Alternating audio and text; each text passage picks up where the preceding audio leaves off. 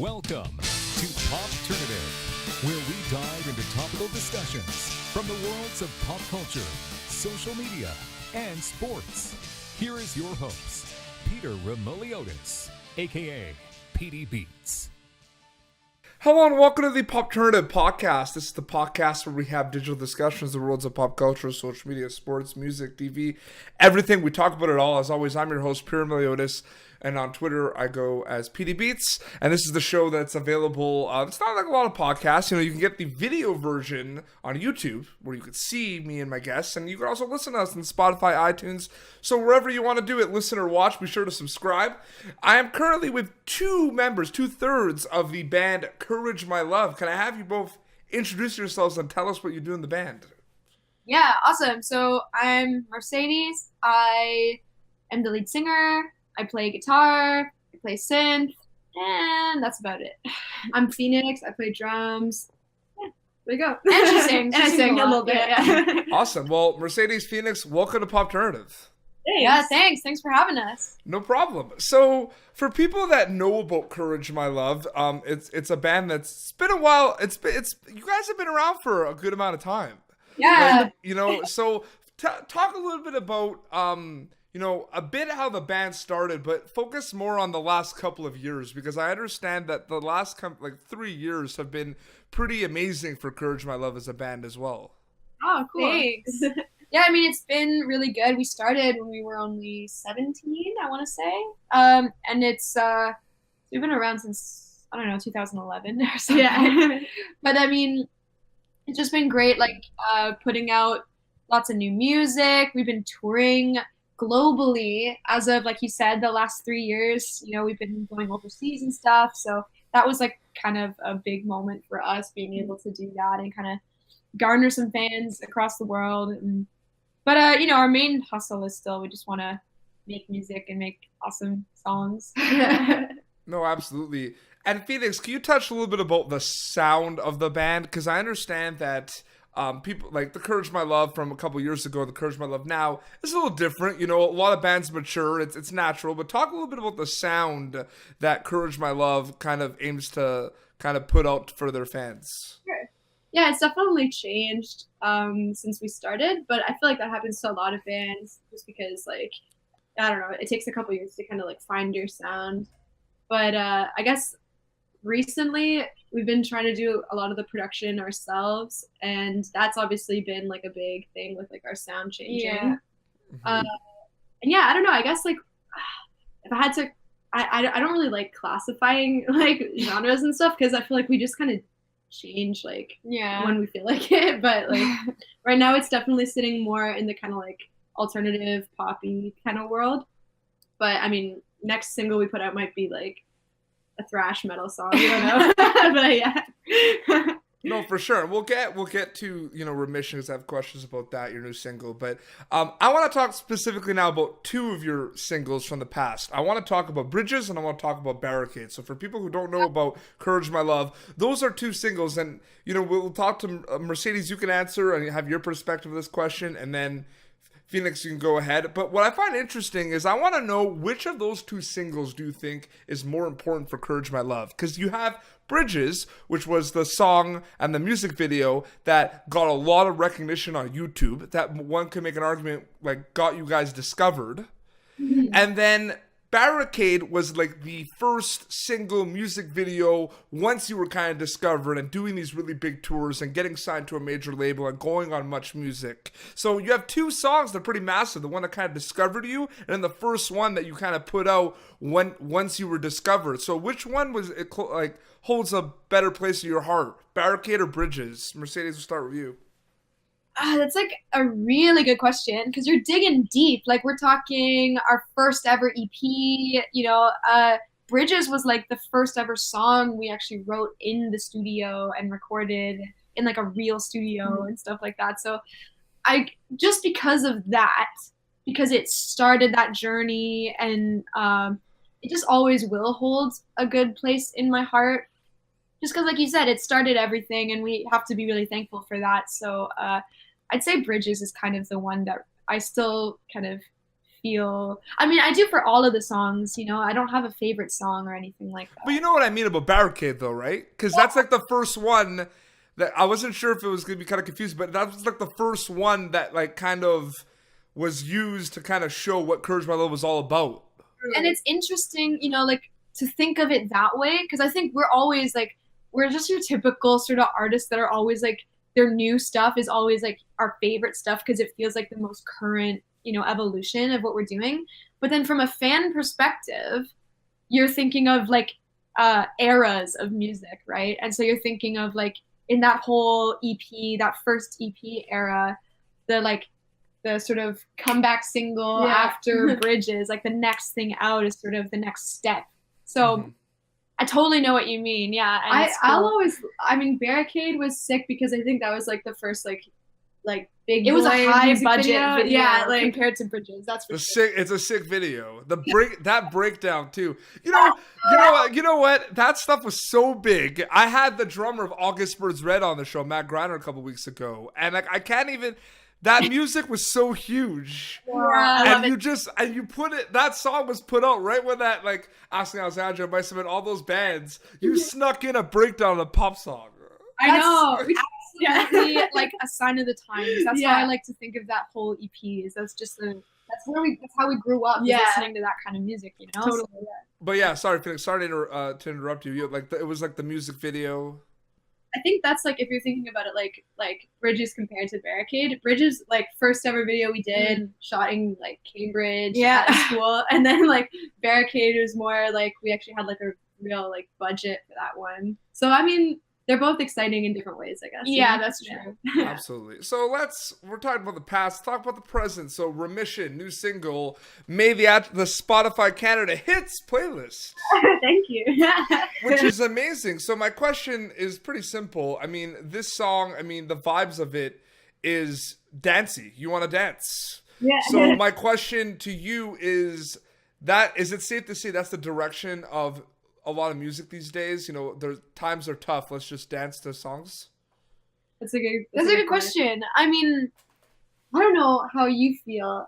I just think like there is this sort of wave. Music is so cyclical, right? Like, especially in terms of what's popular and what's coming next and everything. So like right now, there's definitely this big pop revival like there was in the 70s and 80s.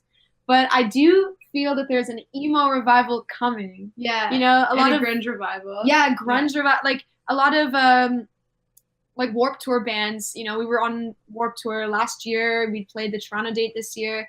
And it's amazing. Like the grunge revival is strong. And then in all these SoundCloud rappers, there's like this emo revival. They're using guitars. They're kind of doing these emo melodies. And it's just, you might not think that it's going to come from where you think, place. You know what I mean?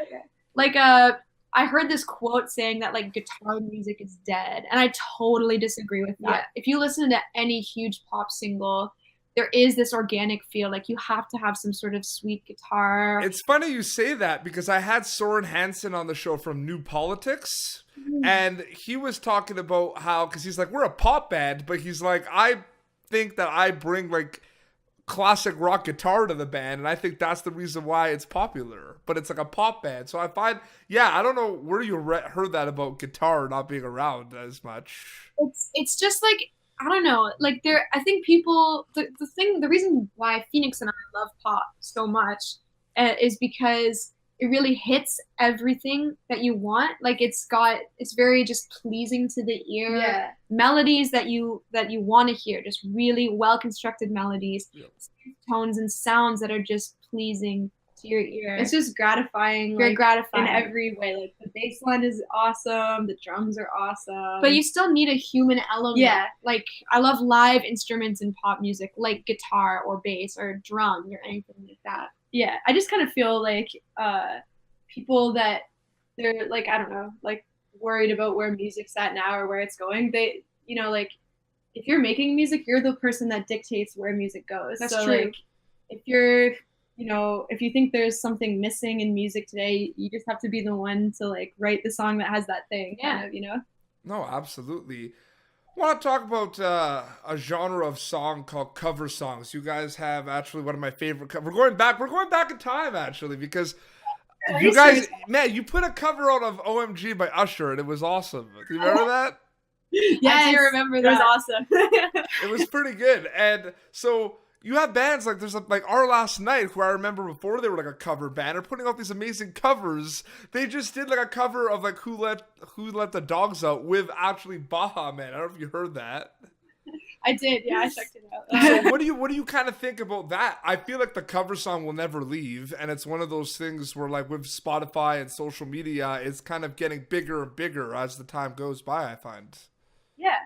Here's the thing, like Phoenix and I, our favorite covers to do are the ones where we can be creative with it and kind of change it. So if we're covering a really fast like rock song, we want to slow it down and make it vibey and like chill. If we're covering a chill song, we want to make it really upbeat and energetic. Like we just want to do the exact opposite of what the song already is, while keeping the vibe and you know the spirit of the song. But we want to make it our own. We don't want to do an exact cover of the song. Personally, like I love when bands or artists I like cover other bands or artists I like. So like Verite covering Somebody Else by the 1975 just like blew my mind, because I'm like, I already love this song and now here's another version of it that I love. Like it's just like, I don't know.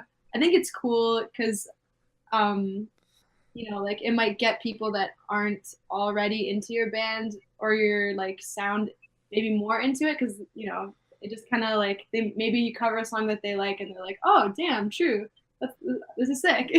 Well, Way to show where like what you're influenced by. Yeah, totally. You know. Yeah. did you see Weezer did a cover of Africa by Toto?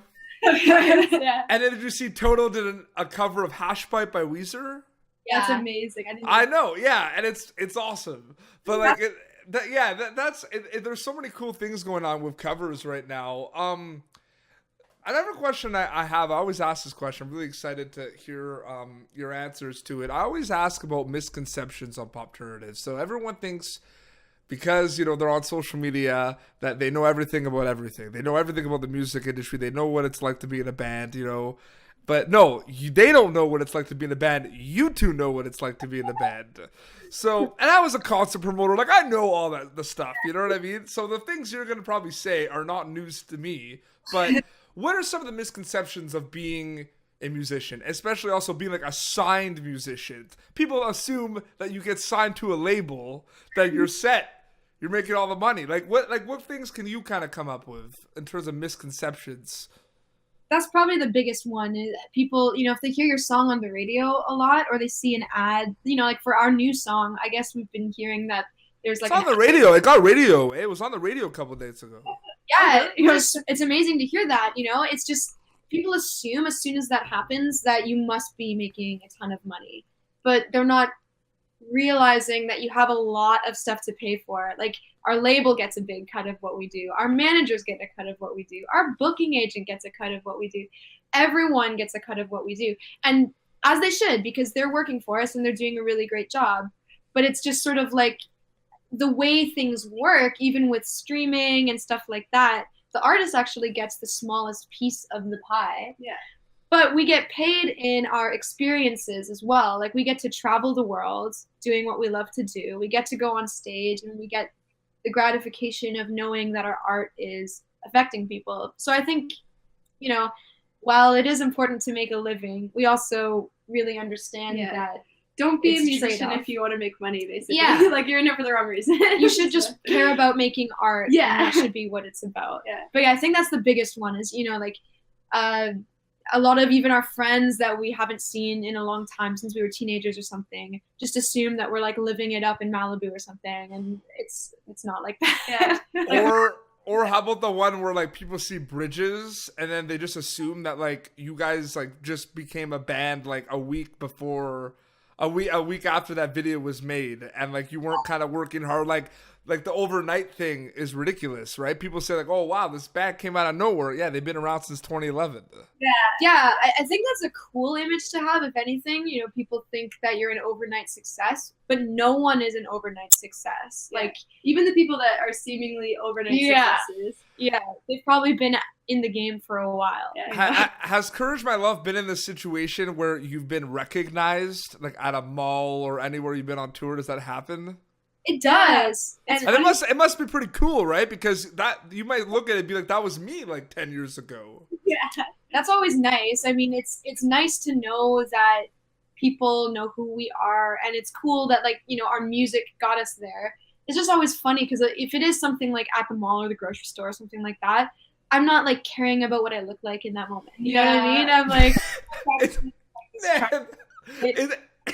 it's funny you say that, because I asked someone about that, like Carl McDowell from Ballers, and he says, man, when you get recognized is when you're at like the grocery store in sweatpants with like a hoodie getting milk. Like the you get recognized the worst times. It's embarrassing, like if you're at the mall or something and you're just there getting Christmas presents and leaving. And I never get recognized when I'm looking good. I'm always recognized like if I'm at work and I have like no makeup on, and I'm just like, how do you even recognize? How do you even recognize? What is happening? Well, there was a time too where, you know, like the Much Music days, you know what I mean? The disband days, all those. Like I remember going. Do you remember the Johnstones? Oh, yeah. Man, I remember being at like Boathouse in Toronto, like Ian Center, and like Brett, their bassist, was just working there, and me and my friends we were young at the time, right? We were like, "You're in the Johnstones, like, what are you doing here?" That's the thing, is a lot of, like, going back to what we were talking about before, a lot of musicians have a side hustle that they have to do so that they can go on tour.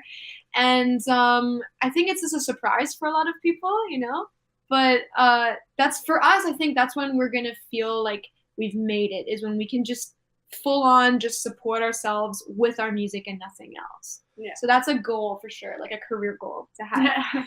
And here's another question for you. We'll both of you can kind of give your answers to this, but I mean, you have been a band for quite some time right now, and you know, you consistently tour. You take some breaks here and there, but you consistently kind of put out music. You consistently tour. What is kind of the key of like continuing that, like making that happen and continuing to go ahead and do it, and not gonna kind of get tired of it? Because we know it's hard to be a musician. You know what I mean? But you both of you as sisters have been doing it for such a long time, and you're continuing to do it, and there's no stop. So what are kind of the keys to that, like, success of kind of keeping it going? I guess a lot of it is just kind of like motivating yourself and like not getting too bogged down with kind of like insecurities or doubts or whatever, because I feel like a lot of good bands and like good artists maybe quit while they're ahead sometimes. Like they're kind of in like a lull maybe, and then they just feel like, oh well, we should just give up. But like I get that though, because the truth is, like, when you're riding on a high, when you're an artist in general, I feel like you put so much into every release, and it feels like your life is leading up to this release, and then it happens, and then you're promoting that release, and then when it dies down and you're supposed to be in creative mode again, working on the next thing, sometimes it can feel like your life has lost some sort of meaning, you know, without this sort of engine keeping you going. But I think it's, like what Phoenix is saying, is it's important to realize that you are the engine that keeps it going. Yeah. You have to keep writing and keep creating, and that's going to be what keeps your career path, you know, steady. So I guess to answer your question, the way to keep motivated would just be to always have goals and focus on those goals. And like you were talking about social media before, maybe stay off social media sometimes. Yeah. Like, was playing Warped Tour, was that like a goal for the band? Like, was that something that the band kind of thought of? Like, hey, if we have like 5 things we want to do, you know, make a record, get signed, like play Warped Tour. Was that something, like, does the Courage My Love operate like that? Like, where they have specific things they want to do? Totally. I mean, yeah, like Warped Tour, I think it's pretty much like every band from our scene or whatever. That's kind of like the goal for a lot of them, or was.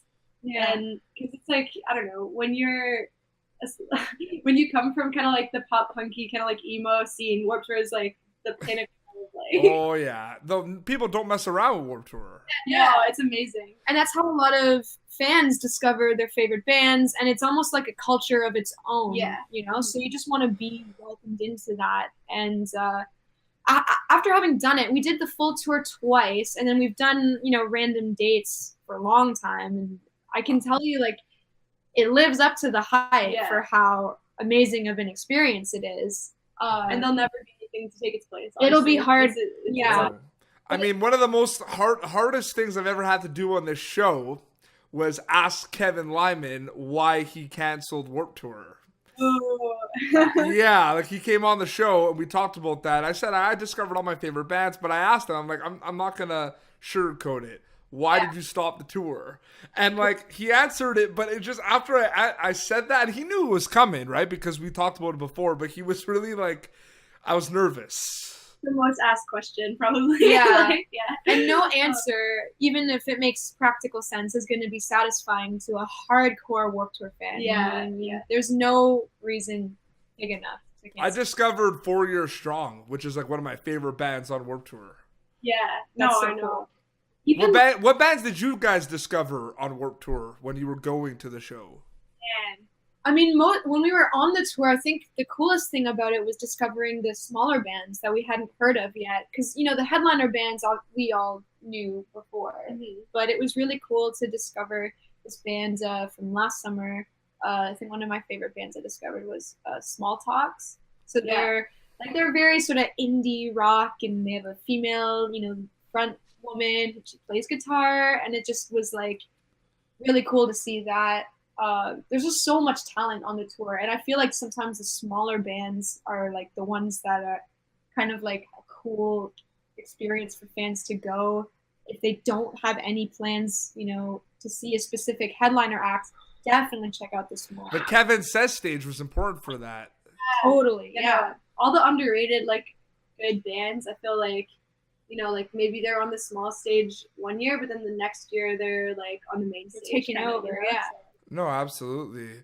Yeah. Well, I think we'll wrap up. I just want to thank you both for coming on the show. For having us. And now the stage is yours, both of you, to plug away. Where can people find, you know, the new songs? Like, where can they follow you on social media? What could they look out for? You guys going on tour? Stage is yours. Plug away. Awesome. So you already said it. We have a new single out. It's called Remission, and the music video is out now as well. I co-directed it, so obviously very proud of it. If you're into spooky vibes and just like really cool colors and stuff, you'll love this video. We're also going on tour in November, so this month, with As It Is across Europe and the UK. So if there's That's awesome. it'd be a good time. Should be really fun. We do have a pretty big following in the UK. Yeah, awesome. I mean, I was gonna say if there's Great. any viewers, and I don't know when it's coming out, but if you see it before we go on tour, definitely come and say hi. And where can people follow you on social media?